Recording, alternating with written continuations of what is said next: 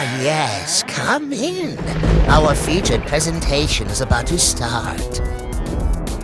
You have entered into cult cinema with the dastardly evil Cheese Film and my partner in crime, Hecubus. This is the Grindhouse Podcast. We're coming to get you, Barbara.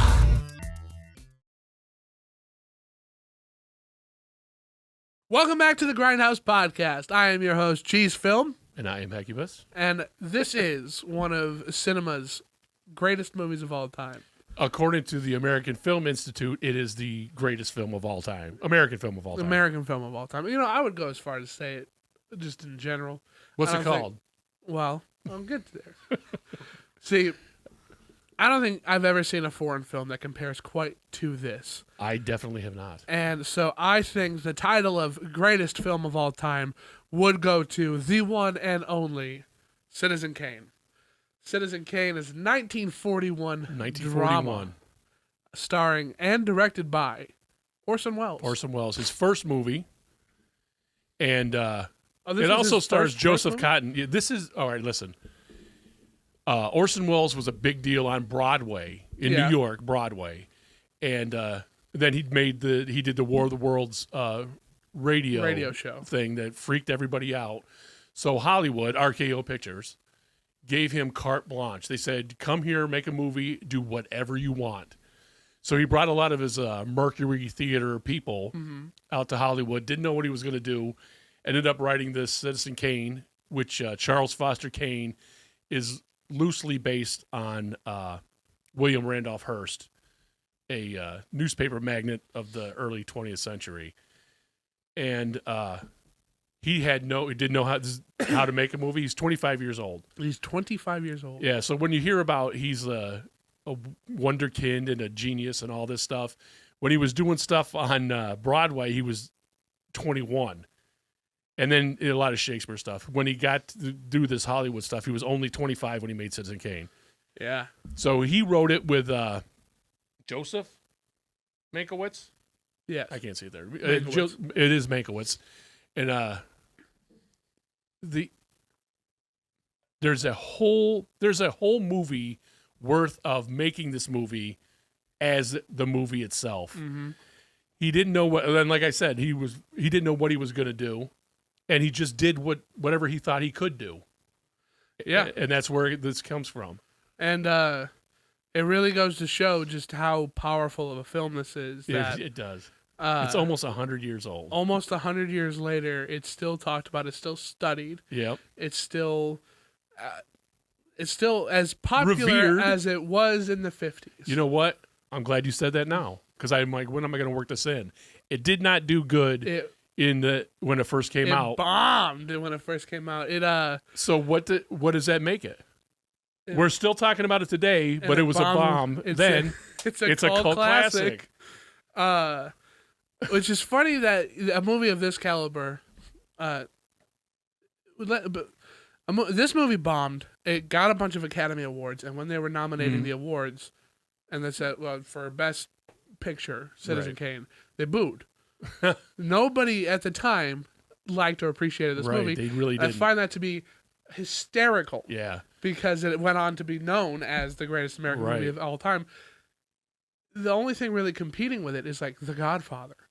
You know, nothing else has ever gotten that status. I think you're right. You know what I mean? that's true. The Godfather is pretty prestigious like this. Let me tell you something. William Randolph Hearst, who ran, it was like he had a ton of newspapers, and no Hearst publication has ever even mentioned Citizen Kane ever to this day, I think, and I'm pretty sure that's accurate.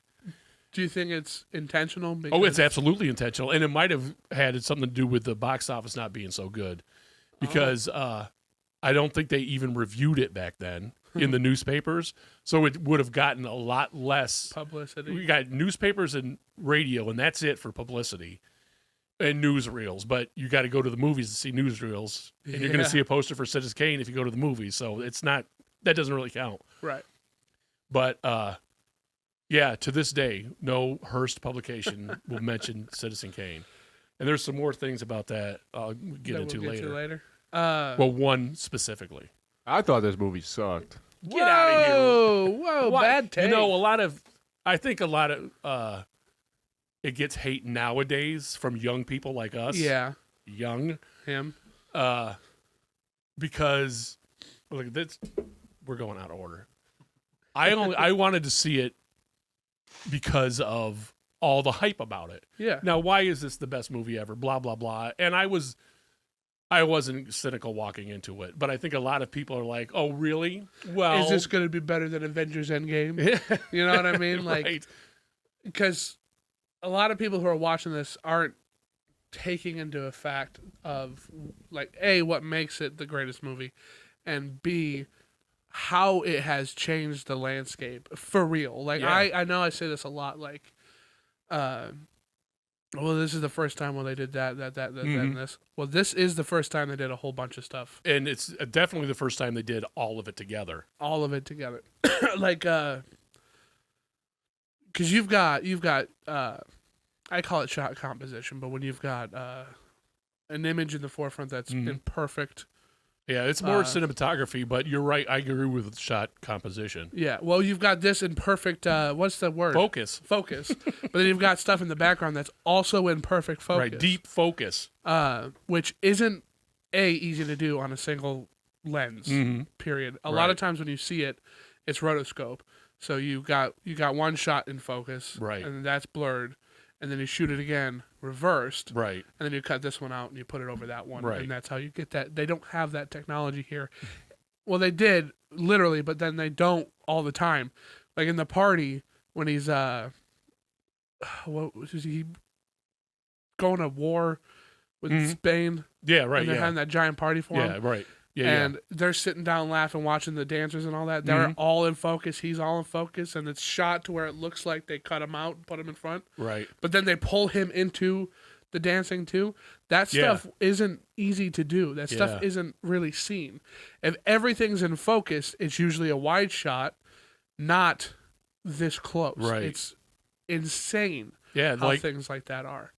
That one I had you put up there. What did you call it for Randy Official? Which one? The one with where he's a kid and he's in the window. Yeah. So when the mother's signing the documents, and it's all in focus. But it's all in focus, and it's three different stories going on in one picture at the same time. You have the business section up front, then the dad who doesn't want to let the son go, Kane go, and then far in the background, literally outside in a frame, is the person that they're talking about and has no idea what there's going on and has no say. And that's the kind of the theme and his motivation, that he's never going to be not in charge of his destiny. Right. And he's literally outside in the snow. See, I always thought the theme of this movie was there's a lot of themes in this movie. Well, it's like all the glitters are never gold. That too. So like he's a man who basically had everything, but dies. He achieves everything. He achieves everything, but he doesn't get. He doesn't own anything. Everything's just kind of either given to him, or he just because he has a lot of money, he's able to do X, Y, and Z. Exactly. Which he didn't get. He inherited. And he put that and you see that money doesn't mean anything to him because he just spends it everywhere. Yeah. He spends it on statues or a giant house that's empty all the time. Not Kubla Khan. Kubla Khan. Yeah. No, it's Xanadu. The poem is called Kubla Khan. Yeah. But yeah, like that, even that, it's the newsreel guy narrating that he named his gigantic mansion Xanadu, which is Xanadu is an ice fortress where you could live forever, but you're totally alone. Yeah. In the poem. And that he even calls it Xanadu. You know what I mean? He gets even the interior of the house, when you see it, it's like empty. It's a lot empty. of huge a rooms. lot of huge rooms. And then what's his second wife or with his wife making puzzles in the corner of the shot with just all that emptiness. Yeah. Oh my God. Listen. So with his first wife. He first falls in love with his first wife. They live in a kind of a modest house. Do they fall in love? Well, they do at the beginning. Okay. And he's sitting at this end of the table. She's sitting at this end of the table. And even that. And they do the fades in and out Yeah. to show time as, oh, well, I'm not going in. They could do it without me. The news will be there tomorrow. Right. To, well, I feel like you're in love with the news, to I wish it was a human being that you were leaving me for. Right. To just silence. Yeah. On the other end of the table.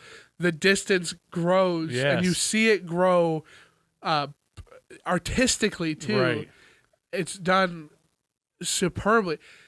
For being his first movie, too. Because he didn't know what he was going to do, so he didn't know what he couldn't do. Right. And what wasn't okay. Oh, my God. And like we brought up the scene earlier with the kid in the background. Yep. With them signing the papers. That shot starts inside the house in the window as he's yelling. That too. We pull back, and then we pull back, and then we move down here. Yeah. Past the dad. Back more past the businessman. The table too, and then sit here on the table as they're doing the paperwork. Never had been flawless. done before. Never, the camera moving is absolutely new. I think to this movie. I think that was the first time that they had a motion camera instead of just a static camera, and then people do things. Right. 1941. Yeah, 1941. Well, like you'd go back to like the silent films. I think Buster Keaton. He's holds onto the trolley and it whips him, and we're following the trolley, but the camera's on another thing, moving at the same speed. Right. This isn't doing that. The camera is on what we now use as like dollies and gimbals. Right. To move through just this space. The shot isn't. The shot isn't motion. Right. But the camera does move. Right. Or, you know what I mean? And it's spectacular. It is spectacular. Every time they do it. And it's crazy to see. Like they do it twice, and I love pointing it out when the camera arcs up through the sign. It's raining. The goes through the window and into the house. Right. Beautiful. Beautiful. And doesn't it start when she's younger, and by the time it goes in, doesn't it show a progression of time too? Or her emotions? Yeah, from where she was at the beginning of the shot to where she is at the end of the shot, which is a length of time later. Yeah. And she's like disillusioned and not happy anymore. Brilliant. Beautiful. Great idea. Oh, Great Lord. idea. But yeah, I've got notes on this. That we had a whole structure that we're supposed to stick to. We totally started threw it out the fanning window. about it. So we got deep focus. Oh, the lighting. Yes. A lot of black and white stuff is shot phenomenally. Yeah. With just what you can't see and what you can see. And he really did. Obviously, they were lighting movies before this movie. Right, yeah. But the way they do it in this movie is just brilliant. So we have an example of the lighting that I would like to point out because I think it's the newsroom. I think so, too. And you've got these heavy backlights that are casting, like, arcs in. And then the people are... It's not even that they're just shadowed out or silhouette, because you see that a lot in noir films. Right. It's that it's like ambient glow. Yeah. You know? Yeah. It's so soft. Very soft. Because he's over the table like this, and it's so soft on this half of the body, but then pitch black covering the face. The guy investigating his last words, I don't think you ever see his face. It's always from behind. Maybe at that very, very, very end when he's like, "We'll never know." Yeah. I think you see his face there, but for the most part, do not. It's always shot behind because it doesn't matter. He's us, fill-in. actually. He's the audience. Filling in what's going on. And it's lit in a way, and it feels in such a way that's, like, mystical. Like you're watching something you've never seen before. Yes. And being somebody who has seen it all in the 21st century, going back to this movie where it's just now getting its legs, it's a whole different experience. Yeah. Like you watch Endgame and it's like, all right, yeah, okay, I see how they do this, and that. Then you watch this, where the dinosaur was hatching, and you're like, oh my God, look at where we are, where we Right. came from, and why does this look like that, and how come this looks like this? It's insane. It's beautiful. It is. And this movie is such a testament to filmmaking and art in general. It's so solid. It is. And have nothing but positive things to say about it. me too. I don't have anything negative to say about it. And I think the people that do have negative things to say about it are full of crap. Anyway, you remember not too long ago I said that it was about 12 Monkeys. It's a movie. It's like, Yeah. A guy was just watching Megalopolis, the Francis Ford Coppola movie, said that that's the most movie I have ever seen. That's what I'm talking about. And this is one of them. It's it's a movie. It's things that you could not happen anywhere else. Like on radio, this isn't going to work. In print, it's not going to work. Yeah, But in film, 100%. that's where the artwork of it is. Yeah. And this is the most movie, not I've ever seen, but that's what I'm talking about. It works. This is 100% that. And it works so well. It does so well. I'm so impressed. Talk about a first outing. Right. Really. And I always tell your mother, it's the Beatles of film. She don't like it anyway. I watched it with my fiance, and it was her first time seeing it. It was my second, third time seeing it. I haven't watched this movie a whole lot, but I'll never turn it down. No, it's good. My first reaction when I ever saw this movie was like, because everybody says it's boring. Yeah. That's the biggest criticism of this movie, that it's boring. I thought, this isn't boring. I don't think it's boring I at got all. sucked into it immediately. I don't know how it can be boring. The way it weaves around, it's like Pulp Fiction. Yeah, it's an unbroken, broken storytelling. Yeah, it totally is. Non-linear.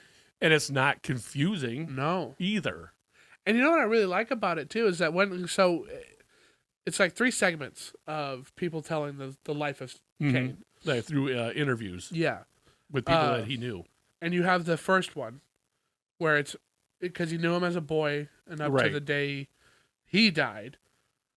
Then the second guy who was somebody hired on to be a kind of a buddy Mm-hmm.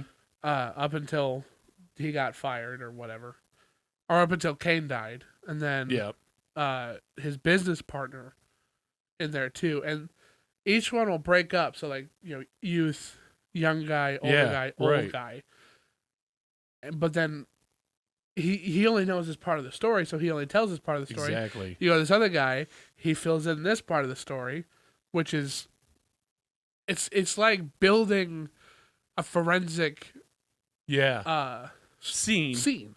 Everything's told you in bits, but the bits line up perfectly to where you follow the whole story. They're by the puzzle pieces. It's a jigsaw puzzle. Right. And I think that's why they use a lot of jigsaw puzzles in them visually. Uh-huh. But there's that one piece that they're looking for. Why did he say that at the end? And they never get it. And that's so cool. I think that's cool. love that it has like an unresolved ending. It doesn't have an unresolved. It's totally resolved. Well, they don't know.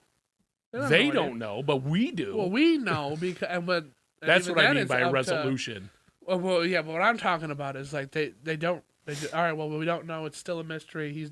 And the cycle continues. Uh-huh. But even when we find out the meaning of Rosebud, Right.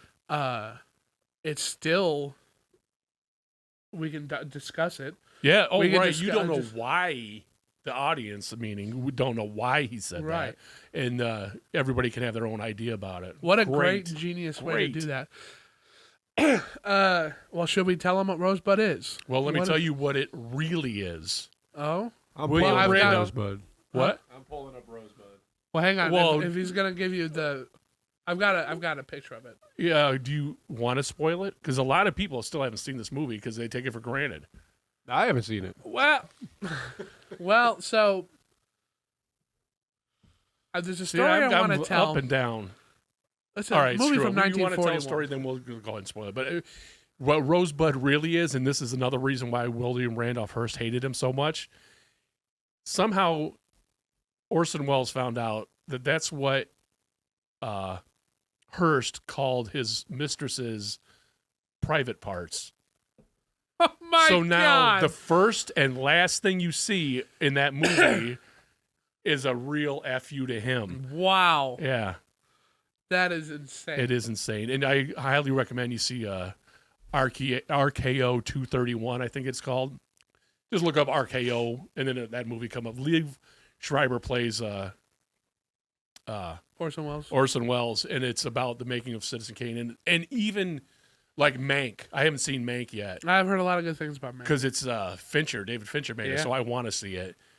There's a lot of controversy with the movie, other than William Randolph Hearst, like Orson Welles taking credit for stuff that he shouldn't be taking credit for, and not giving. But they go into that and all that stuff in RKO 231 too. It was pretty interesting, and I love David Fincher, who was obviously A big influenced by this movie and that Mank movie. I would like to see that too. But go ahead with your story. So, before I ever even saw this movie, I had it spoiled for me in the form of a cartoon. I didn't, Well, yeah. but go ahead. In the form of a cartoon. So, if Randy will pull up, there's a picture of Ghost Kane, I think it's called. Is it from The Simpsons? It's from the real Ghostbusters. Oh, really? They get a call that there's a ghost haunting this house, and all the ghost says is Rosebud. As all this ghost is saying, and it's really freaky looking. And he's possessing weird, I remember like the this Sphinx. episode. And these, Yeah, I've never seen it. and it's the ghost of, they call it the character's name, Charles Foster Kane. Yeah. The whole time they're investigating it, and they're trying to figure out what he wants. They can't catch him.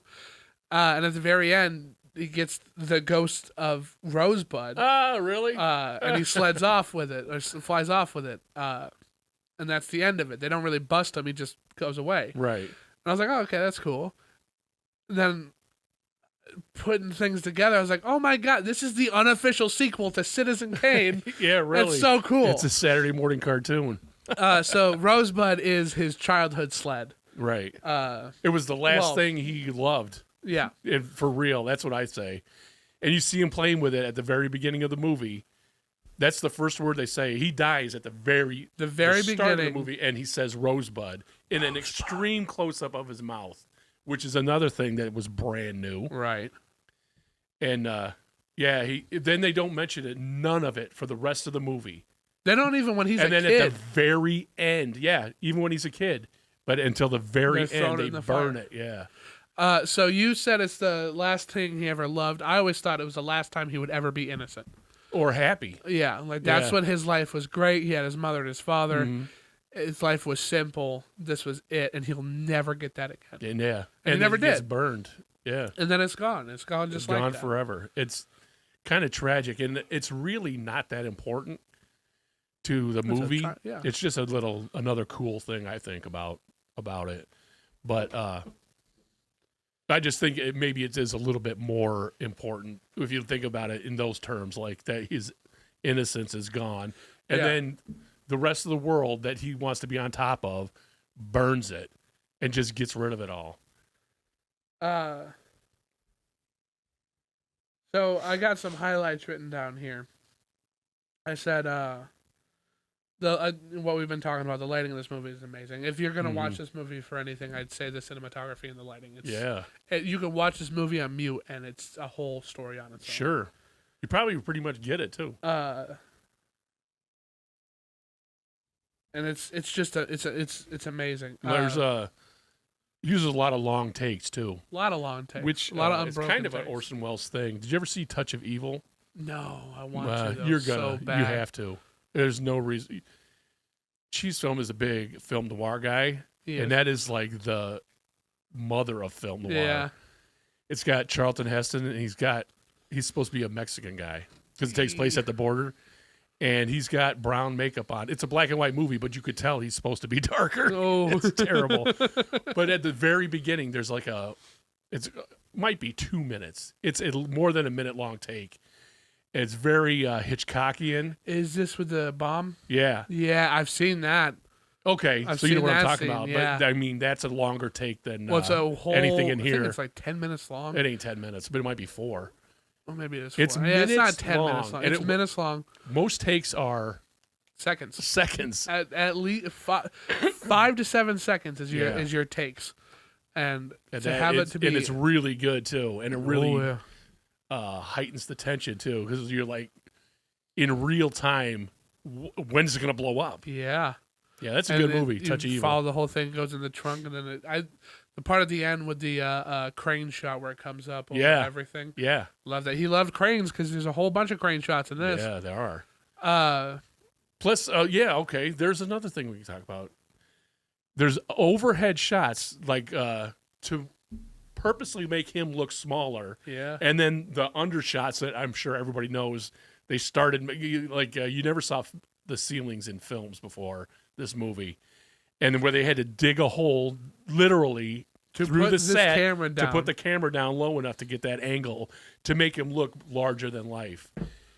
He did a lot of stuff, and it was all on purpose, and I think that's why he deserves to be the number one Oh, yeah. AFI movie ever. Another couple cool things of trivia here. So, in the scene, I've got a photo of this too, where Kane's giving a speech at his rally. Yeah, that's great. He looks larger than life there He's too. huge, and he's got the giant background, which I think It's is all referenced him. in Batman when Harvey Sure, I get Dent's you what you're giving that saying. thing. Yeah, Very similar to that. the Harvey Dent you're talking about. Billy D. Williams. Billy D. Williams. Harvey Yeah, Dent, yeah. that- if you like, they kind of look the same. Yeah, they do because the podium's there. He's talking and his There's a giant yeah. picture behind him.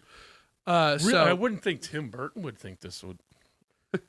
you know, it's funny. I found this out about Tim Burton. One of his favorite movies was Dracula A.D. 1972. No kidding. No kidding. Wow. Yeah, but so in that shot, Right. he's standing in front of an audience. He's giving this Yeah. giant speech about how he's going to take down the governor and He's lock got him so up. much charm too. He does. Go ahead.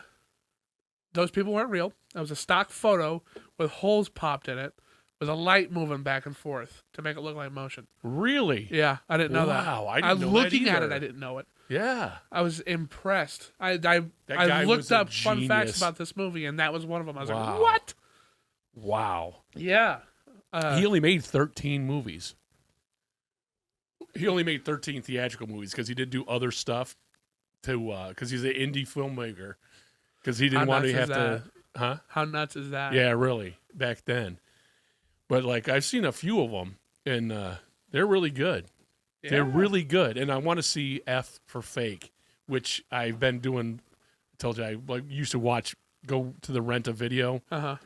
I'll get into that some other time. This is one of them. I'm going to end up watching it, but it's a documentary, and I think it's going to be like the Citizen Kane of documentaries, Oh, basically. wow. Yeah, like inside stuff, and he is a genius. He really is. Another little bit of trivia is that he had a non-interference deal with the studio who made this movie. RKO. RKO. So that he could do whatever he needed to do. Right. Oh yeah, they didn't care either. But they showed up a Yeah, lot and they tried to give him pointers and critiques, and he didn't like it. To the point where when they would show up, they would stop filming and go play softball until they left. Right. And they just kept doing that until they stopped showing up. Or the first 6 weeks of filming, they told them that they were doing rehearsal, so nobody would come watch the fact that they that's were good. actually filming things. Here's another thing. Like in the very beginning of shooting it, they were talking about he would do lighting and stuff for their plays, so he knows about it. And he was talking to the lighting people about it and the grips and stuff, and they were like, "Well, that's I forgot the cinematographer's name. His job." Yeah. Then, like the producer or something came up to him and said, "Don't you ever do that again. Don't you ever try to tell him what." The director, what he needs for the shot, and then everything was pretty cool after that. Shoot, I forgot what I was going to say. This film also opens up with the title card. Yeah, The Citizen Kane. No starring, no nothing like that, which was unprecedented. yeah, Films in this time were very much about getting your stars in there, getting right. those names on the board. Names and butts in the seats. Yeah. This movie did not do that, and that would carry on to modern day as the presidents. Now it's weird when you've got those big names Yeah, and not just the title card. right. Or I like when, like Star Wars, there's none of that at the beginning. They just get right into it. Yeah, I like when they do that too. And Star Wars was a trendsetter with that too. Nothing like that happened before. Let me tell you something about Orson Welles. He narrates the History of the World Part 1. Yeah. Mel Brooks paid him $25,000 to be the narrator for it. He thought you come in 9 to 5, will work for a week, and that's what he did it in 2 hours. He could have paid him $5,000 for one day's work. So then he asked him, "What are you going to spend your money on?" He's like, Dom Perignon and caviar. Orson Welles. Listen, we've been talking about this movie for like 30 minutes now. Yeah. Not even talking about the plot, just about Yeah. its weight on history, how it influenced everything, and what it did. But Orson Welles, after his mighty career, went on to not be so popular either. He was in a lot of wine commercials and stuff like that. I guess he owed, I don't remember the guy's name, but he owed money to somebody. And he's like, "Oh, I used $5,000. How much do I owe you?" And he's like, "Another $30,000." So he gave him his car. That's awesome. It was like Bentley or something. He's like, "There you go. Yeah. Now we're settled." Yeah, he was a pretty eccentric guy. He was a very And smart as a whip. he's just man, it's so fascinating to see the legacy of a film like this. It's Yeah, it just is. insane. I Because definitely give it a thumbs up. a 2 thumbs up for me. Very much 2 thumbs up. But I don't really think I had any plot points to hit on. Really. I just wrote on the plot. Is basically he dies, and he says Rosebud. That's his last word that nobody hears. Yeah, by the way. I don't know why. So they how know does the reporter know to go finding that anyway? I don't think that. I think that's just a mistake. Anyway, that the whole story is this reporter trying to find out what his last word means, and he talks to people that knew him throughout different parts of his life, and that's what it is. And then at the end, you find out what Rosebud is. Yeah. And it's a good time. So if you were to improve anything with this movie, what would you improve? I wouldn't prove anything. Nothing at all. No, did I say that he brought Mercury Theater actors with him? Yeah. So everybody has a good rapport. Everybody brings their A game, acting wise. The camera work, the lighting, and the overall direction, everything. I wouldn't change a thing. I was thinking about this because it is Citizen Kane. So what do you change about Citizen Kane? Well, I think the only thing I would change, and this might even impact the story in a negative way, is I would film this in IMAX or Panavision. You would get that huge shot, 70 millimeter, Right. Hateful Eight type of filmography, because I feel like this movie is that encompassing. Right. It's that big, and he's that bombastic of a character. So like in some of the flashbacks, maybe shoot it with just your standard Right. aspect ratio, but Like then, Christopher Nolan does. yes, and then but when it's big, it's big. And Right. Really, that's the only thing. That's just presentation though. That's not, because you could do that. You could. If you could get the rights to Citizen Kane, you could release it in IMAX and do exactly what you just said. So you're not really changing the movie. No, but just the presentation If of I it. had to change anything, I would shoot it. I would shoot it in IMAX. Right. Oh, But well. that was it. Yeah. That's all I can think of because that's how good this movie is. Yeah. And there was no such thing as If you IMAX. put this movie in color, would it change your opinion? Absolutely. It has to be in black and white Yeah, I think I agree with because that. of the way it's lit. It was Yeah. lit for black and white, which is a thing. Uh-huh. And Which it a lot would of people don't ruin get. it. Yeah. A lot of people just take a colored movie and put it in monotone. And Yeah. there What you about go. Technicolor? Well, so, You're just saying words. it would end up hurting it more than it would feel. Yeah, it would be. It would hurt Yeah. it more than it would Yeah. ever help. I've got a photo saved of Kane clapping. People will. I want to see Randy, if you recognize what that looks like. So when you see this picture of Kane yeah, I clapping, never heard we talked about it earlier, and I didn't know what you were talking about until you showed me side by side, and that it does very cool, and it's very influential. Yeah, that's. What is it, Tom? Is this the Shia LaBeouf thing? Yeah, that Shia LaBeouf got it from this. But like that, it's a scene in the movie where he's watching his wife Right. poorly sing opera, Right. and he Well, seeing that too, he was forcing his self in into her life, and she Yeah. was not capable of singing like that. She didn't want to sing like that, and he made her sing like that. She's not as ambitious as he is. No. You know what I mean? She's a different person, and he tried molding her into him, Yeah. and like it just doing didn't his life work. again because she's so much younger than him, and it doesn't work. Millions Millions of things you could just pick out of this. It's great. There's when I noticed this when I was watching it, this I think might be the last thing I have to say about Citizen Kane for this. But this movie came out in 1941, 41. which means it was shot in either 1939 to 35. You know, it had a couple years to film. Sure. No, I don't think so. You I think it think was- he started in 39 or 40 at the latest, okay. and so then got it done. Yeah, he was on a timetable too. there is video of Hitler in this movie. Hitler was alive Yeah. during this time, Right. and they bash him. They're not like, oh yeah, he's pro-Hitler. Yeah, right. They call him a fascist. They call him a communist, and he says the only thing I've ever been is an American. Which I think I love. I also, oh my god, I'm gonna talk us over.